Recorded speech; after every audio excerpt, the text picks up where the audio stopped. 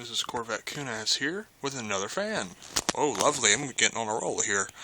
This is also at my fiance's house. This fan is a Hunter, I don't know.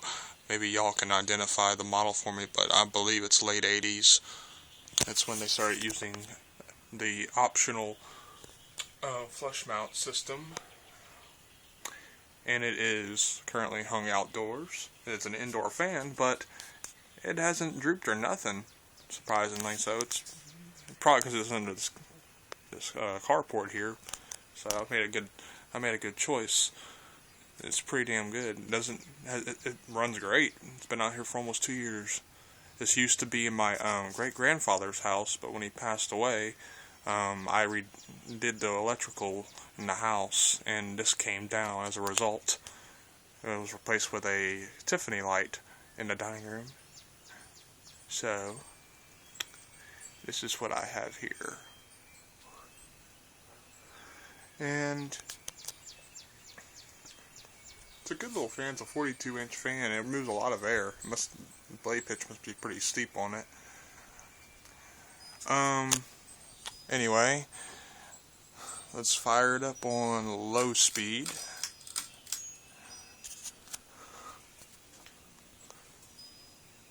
It's a great little fan, I tell you. Used to have a light kit with 3 of these globes on it, but I took it off because it was just wasn't suitable for outdoors. I don't think it would have caused more problems than it would have solved. So I put a simple Hunter light kit on it and just used one of these globes in place, and it works a lot better, I find.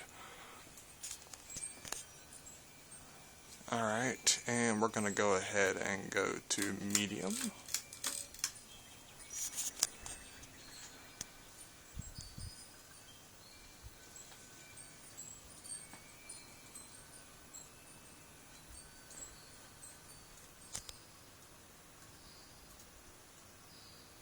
And finally, high.